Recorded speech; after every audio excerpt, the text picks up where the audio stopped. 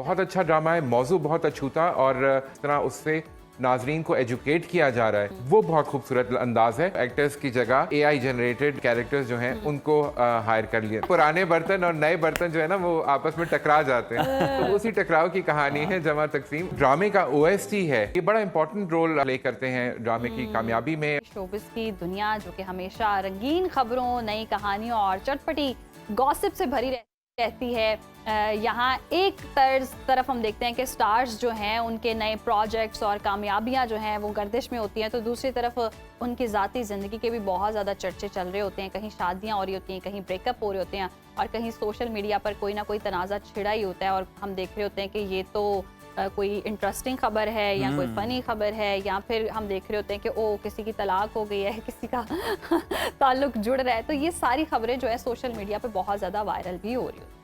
और इन्हीं के पीछे जो कहानी है आज हम उसी को जानने की कोशिश करेंगे। और कौन से स्टार्स हैं जिनके नए प्रोजेक्ट्स हैं वो धूम मचा रहे हैं, बहुत ज़्यादा पसंद किए जा रहे हैं, और किसकी जो पर्सनल लाइफ है वो हेडलाइंस की जीनत बनी हुई है। इस पर बातचीत करते हैं, गपशप लगाते हैं। हमारे साथ मौजूद हैं फिल्म एंड ड्रामा क्रिटिक हारून शुएब साहब। हारून, वेलकम टू सुनो पाकिस्तान, गुड मॉर्निंग। सबसे पहले तो हारून, ड्रामा केस नंबर 9 एक बाहिम्मत खातून के इंसाफ के हुसूल की कहानी है। इस ड्रामे ने तो आते ही नाजरीन को अपनी गिरफ्त में ले लिया है। कास्ट भी बड़ी ज़बरदस्त है, स्टोरी भी स्ट्रॉन्ग है। आपके नज़दीक क्या वजह है? इसकी वजह जी एक स्ट्रॉन्ग स्क्रिप्ट है, बिल्कुल जिस तरह आपने कहा। कास्ट बहुत खूबसूरत है। ये जब सारे एलिमेंट्स होते हैं और इसमें प्रोडक्शन वैल्यू का अगर आप तड़का लगा दें तो फिर एक अच्छा खूबसूरत ड्रामा बनता है जो जैसे ही लॉन्च होता है वो नाजरीन को अपनी गिरफ्त में ले लेता है। शाहज़ेब खानज़ादा साहब एक बहुत जाने माने सहाफ़ी हैं, उनका लिखा हुआ स्क्रिप्ट और प्रोडक्शन वजाहत रऊफ़ साहब की। बड़े अरसे के बाद वो टेलीविज़न के लिए दोबारा एक ड्रामा प्रोड्यूस कर रहे हैं, डायरेक्ट कर रहे हैं, और उसके अंदर फिर आप देखें कि स्टार्स कितने बड़े बड़े हैं। फैसल कुरैशी साहब हैं, सबा कमर हैं। सबा कमर की टीवी पे वापसी बड़े अरसे के बाद हमें देखने को मिलेगी। और फैसल के लिए आई एम रियली हैप्पी क्योंकि बड़े 2-3 ड्रामे अभी उनके पिछले दिनों में आए हैं, लेकिन एक ऐसा कैरेक्टर जिसमें वाकई फैसल को अपनी अदाकारी दिखाने का मौका मिलेगा और एक संजीदा मौजू के ऊपर जिस तरह के फैसल जाने जाते हैं वो हमें इस ड्रामे में देखने को मिल रहा है। तो बहुत अच्छा ड्रामा है, मौजू बहुत अछूता, और ऐसी चीज़ें हम कहानियाँ पहले भी देखते रहे, लेकिन बात यह है कि उसकी जो ट्रीटमेंट है, जिस तरह उससे नाजरीन को एजुकेट किया जा रहा है, वो बहुत खूबसूरत अंदाज है। कहानी को कॉम्प्रोमाइज़ किए बगैर अगर आप किसी तरह अपने ऑडियंस को इन्फॉर्म कर सकते हैं तो ये बहुत अच्छा लगता है। यकीनन कहानी को कॉम्प्रोमाइज़ किए बगैर, ये बड़ी आपने ज़बरदस्त बात की है कि हम रियलिटी भी दिखाते हैं और रिलेट भी कर सकते हैं। और फैसल की बात की, यकीनन एक डिफरेंट टाइप की उनकी एक्टिंग भी देखने को मिलेगी। और सबा कमर बड़ी बाहिम्मत और जिद्दोजहद करने वाली खातून जो है ना उसका किरदार अदा कर रही है और पूरा इंसाफ कर रही है अभी तक हारून उसके साथ। जी बिल्कुल इसी तरह ही आमना शेख भी बड़े अरसे बाद नजर आएंगी इस ड्रामे में। अभी तक तो उनकी एंट्री नहीं हुई है, अभी तक जो किस्तें आई हैं 3। लेकिन बात अहम यह है कि ये जो बड़े एक्टर्स हैं, जैसे आपने फैसल की बात की या जैसे सबा की बात की, इनके पास ये पावर होती है जी कि वो ऐसे रोल्स सेलेक्ट करें या उनके लिए ऐसे रोल्स लिखे जाएं जो कि उनके किरदार, उनकी एज एन एक्टर भी एज एन अदाकार, उनकी शख्सियत को जो है वो एक नया पहलू दें, लेकिन साथ ही साथ वो माशरे पे भी कोई असर छोड़ के जाए। तो बड़ी खुशी हो रही है कि एक सब्सटैंशियल ड्रामा जो है वो बड़े अरसे के बाद पाकिस्तान की डिफरेंट चैनल्स की टेलीविजन स्क्रीन पे हम देखते रहते हैं तो नजर आने लगा है। पाकिस्तान को अब रियल एक्टिंग देखने को भी मिलेगी इसके साथ साथ। जी बिल्कुल ऐसे ही है। अच्छा, ये भी कहिएगा जैसे ज़्यूरिख फिल्म फेस्टिवल में हम देख रहे हैं कि दुनिया की पहली AI अदाकारा की रूनुमाई कर दी गई है जिसने हॉलीवुड में जी तहलका भी मचा दिया। तो AI टेक्नोलॉजी शोबिज़ इंडस्ट्री के लिए मददगार साबित होंगी या फिर कोई खतरा बनकर सामने आ सकती है कि पता चले अब AI एक्टिंग कर रहा है? बिल्कुल जी, वो टिली नॉरवुड उनका नाम है। वो खातून जो हैं वो लॉन्च हो चुकी हैं ज़्यूरिख के एक फिल्म फेस्टिवल में। उनका एक छोटा सा क्लिप जो है वो दिखाया गया है। अब वो जो है टैलेंट मैनेजमेंट एजेंसीज जो हैं वो उनके पीछे पड़ी हुई हैं। इसके जो तख्लीककार हैं जो वैंडर वेल इस तरह करके उनका नाम है, उनके पीछे पड़ी हैं जी कि वो जो है वो इस एक्टर को साइन करना चाहती हैं। ये खातून है, ये टिली नॉरवुड जो हैं, और ये AI जनरेटेड एक इंसान है। और वो उन्होंने अपनी फेसबुक पोस्ट में लिखा है कि मैं आई एम लुकिंग फॉरवर्ड कि मैं कोई अच्छे अच्छे किरदार करूँगी। वो एक्चुअली एग्जिस्ट नहीं करती। जिन लोगों को AI से ज़्यादा समझ नहीं है उनको बता दूं, वो एक्चुअली में एग्जिस्ट नहीं करती। वो एक कंप्यूटर जनरेटेड कैरेक्टर है। अच्छा, मज़े की बात यह है कि अब वो जो है ना वो 1,60,000 एक्टर्स की और तकनीकारों की एक ऑर्गेनाइजेशन है। उन्होंने उसके ऊपर भरपूर एहतजाज किया है। उन्होंने कहा जी ये बिल्कुल नहीं होना चाहिए कि अब हम जो हैं वो एक्टर्स की जगह ये AI जनरेटेड कैरेक्टर्स जो हैं उनको हायर कर लें। लेकिन उनको बहुत कीनली देखा जा रहा है, पूरी दुनिया जो है वो इस वक्त देख रही है कि किस किस्म का रेवोल्यूशन आने लगा मीडिया में।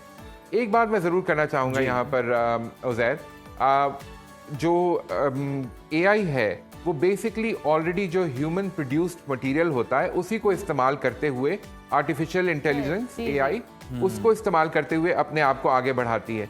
तो कह रहे हैं कि जो टिली नॉरवुड है उसके पास स्कारलेट जॉनसन, नैटली पोर्टमैन, इन बड़ी बड़ी अदाकाराओं के आपको उसके अंदर अक्स नजर आते हैं। तो बेसिकली वो यहाँ से वहाँ से थोड़ा बहुत कुछ उठा के उसको जब डेटा कलेक्ट करके मखलूबा तैयार किया जाता है। तो फिर अदाकारों का जो इसके ऊपर परेशान होना या एहतजाज करना बनता है, क्योंकि ये इंटेलेक्चुअल प्रॉपर्टी राइट्स जो हैं कि किस किस्म का एक्सप्रेशन दे सकते हैं, किस तरह मुख्तलिफ तासरात को कैप्चर करते हैं, अपने चेहरे का हाव भाव क्या है, वो अगर सारा AI उन अदाकारों का उठाकर एक मलगूबा बनाकर पेश कर देता है एक अलग कैरेक्टर की सूरत में, तो फिर ये थोड़ी सी परेशानी की बात है। आपने देखा है कि सिंगर्स की अगर आप आज भी देखें AI में आप लिख दीजिए या चैट GPT में और आप लिखें कि जी मुझे आतिफ असलम की आवाज़ में नूरजहां का गाना सुनना है, तो वो आपको जनरेट कर देगा।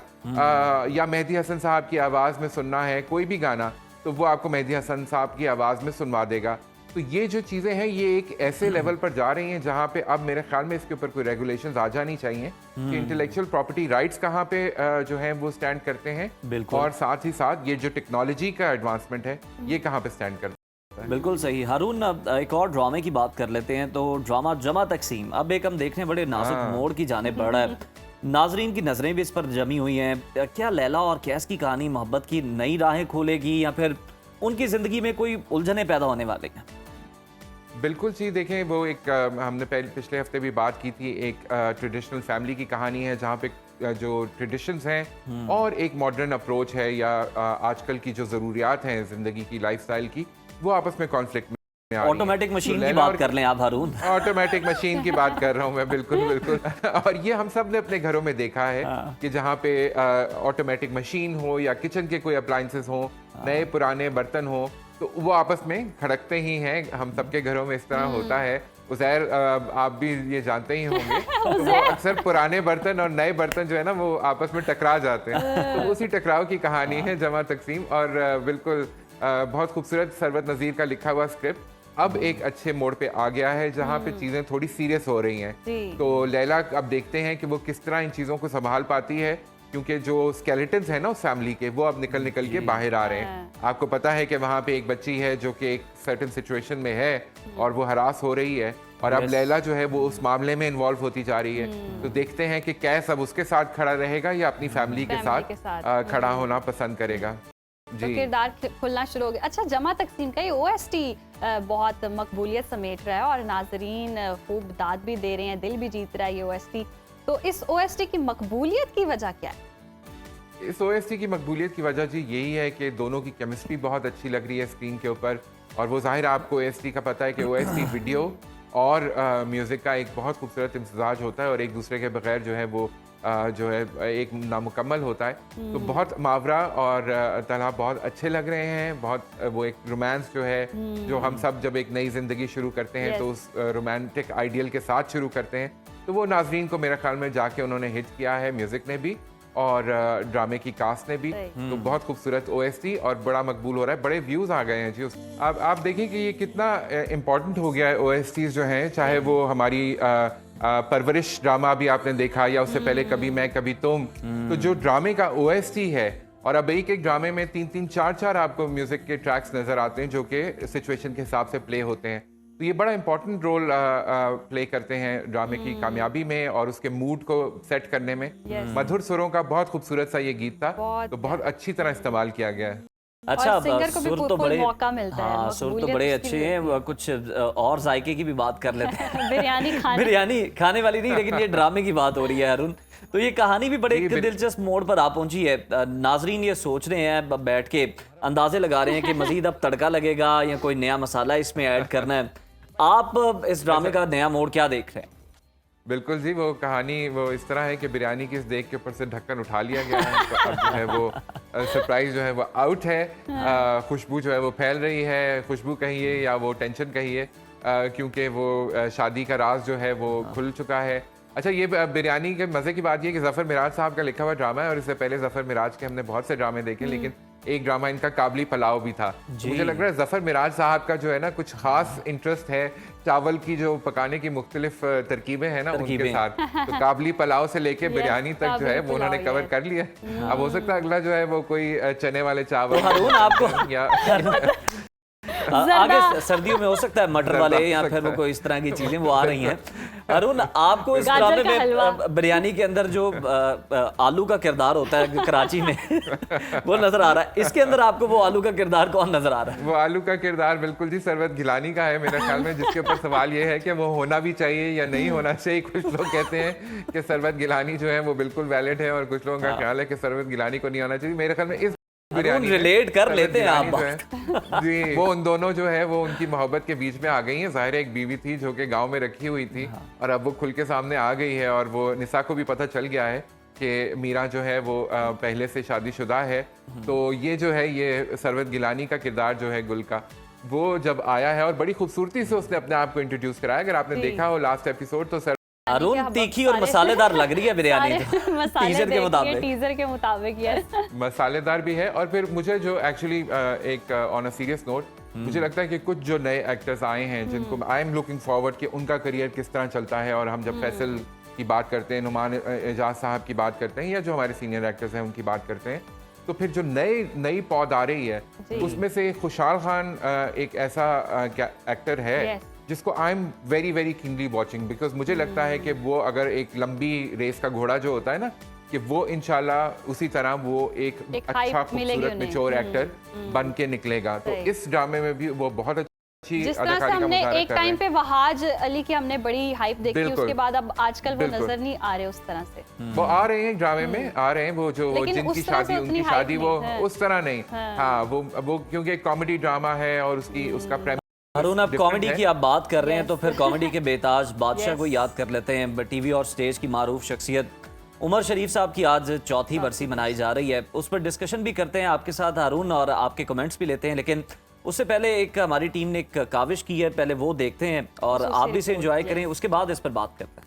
फनी अदाकारी में अपनी मुनफरिद पहचान रखने वाले कॉमेडी किंग उमर शरीफ 19 अप्रैल 1955 को कराची में पैदा हुए। फनी जिंदगी का आगाज 14 साल की उम्र में स्टेज ड्रामों से किया। उमर शरीफ ने 70 से ज्यादा ड्रामों में बैक वक्त मुसन्निफ, हिदायतकार और अदाकार अपनी सलाहियतों का लोहा बनवाया। उन्होंने पहली बार स्टेज ड्रामे रिकॉर्ड करने का रिवाज डाला, जिसने उन्हें बर्रे सगीर समेत दुनिया भर में उर्दू और पंजाबी बोलने वालों का पसंदीदा कॉमेडियन बना दिया। स्टेज ड्रामों के साथ साथ उन्होंने मिस्टर 420, मिस्टर चार्ली और चांद बाबू जैसी फिल्में भी प्रोड्यूस की। फिल्म मिस्टर 420 के लिए उन्हें 2 नेशनल और 4 निगार अवार्ड्स भी मिले, जो पाकिस्तान में एक रिकॉर्ड है। बकरा किस्तों पर और बुढ़ा घर पे है जैसे लाजवाब स्टेज ड्रामों को उमर शरीफ के मद्दाह आज भी देखते और लुत्फ उठाते हैं। उन्हें तमगा इम्तियाज समेत कई एजाजात से नवाजा गया। उमर शरीफ आर्ज़े क़ल्ब समेत कई बीमारियों में मुब्तला थे। उन्हें इलाज के कर्ज से पाकिस्तान से बरास्ता जर्मनी अमेरिका मुंतकिल किया जा रहा था कि जर्मनी में आर्जी क़याम के दौरान उनकी तबीयत बिगड़ गई और वो 2 अक्टूबर 2021 को अपने खालिक़े हकीकी से जा मिले। उन्हें 6 अक्टूबर 2021 को कराची में अब्दुल्ला शाह गाजी के मज़ार के अहाते में सुपुर्द खाक किया गया। नाज़रीन, ये खुसूसी रिपोर्ट आपने देखी, बहुत ही आला शख्सियत, बहुत ही आला कॉमेडियन जिनको हमेशा याद रखा जाएगा। हारून, इस तरह की कॉमेडी हमें दोबारा देखने को नहीं मिल रही। वो जो शख्सियत थी, वो जिस तरह से उनका किरदार रहा है, इतना सॉलिड उनका रोल रहा है कि आज तक जुमला बाद में आता था, एक्सप्रेशन सही जो है ना वो ऑडियंस हंस हंस के लोटपोट हो जाती थी। जी बिल्कुल। और जिस तरह उन्होंने आपने बड़ी अच्छी काविश आपकी टीम की कि ये जो पैकेज हमने देखा उसमें हम देख रहे हैं कि जिस तरह याद करें बकरा किस्तों पे, बुढ़ा घर पे है, ये वो कैसेट्स आया करती थी, VCR में हम लगा कर देखते थे और पूरी फैमिली बैठ के साथ देख के एंजॉय करती थी। और ये जो स्टैंड अप कॉमेडी आजकल हम बड़ा सुनते हैं जी, स्टैंड अप कॉमेडियंस आ गए हैं, तो ये जो रिवायत है ये तो बड़े अरसे से हमारे यहाँ तो बहुत मजबूत रही है। मोइन अख्तर साहब का नाम आपके जहन में आता है, उमर शरीफ साहब ऑफ कोर्स, आज अल्लाह ताला उनको जवारे रहमत में जगह दे, आज उनकी बरसी भी है। तो ये वो लोग हैं जिन्होंने इसकी दाग बेल डाली है। पूरे बड़े सगीर की बात करें, ना सिर्फ पाकिस्तान बल्कि पूरे बड़े सगीर में जो ये एक जॉनरा है स्टैंड अप कॉमेडी का, ये वो लोग हैं जो कि पाइनियर्स हैं इसके। तो और क्या मकबूलियत का आलम था। मुझे याद है कि मतलब ये जब हम छोटे छोटे थे तो इस कैसेट को देखने के लिए या टेलीविजन पे अगर उनकी कोई अपीयरेंस या कोई शो होता था तो हम लोग पहले से मुंतजर होते थे कि जी उमर शरीफ साहब की नई चीज़ या नया काम आने वाला है। तो क्या खूबसूरत इंसान थे जी। और जितने भी दोस्तों से भी बात होती है तो हमेशा बहुत ही जिनका उनके साथ रब्त रहा है, ताल्लुक़ रहा है या वक्त साथ गुजरा है, वो हमेशा इतने खूबसूरत अल्फाज में याद करते हैं कि इतनी पॉपुलैरिटी और इतनी मकबूलियत के बावजूद इंतहाई हम्बल इंसान, दोस्तों के दोस्त। तो अल्लाह ताला अगेन उनको अपनी जवारे रहमत में जगह दे और हमारी बहुत सारी दुआएं हैं उमर शरीफ साहब के लिए। यकीनन हमारी बहुत सारी दुआएं हैं। बहुत शुक्रिया हारून आपके वक्त का।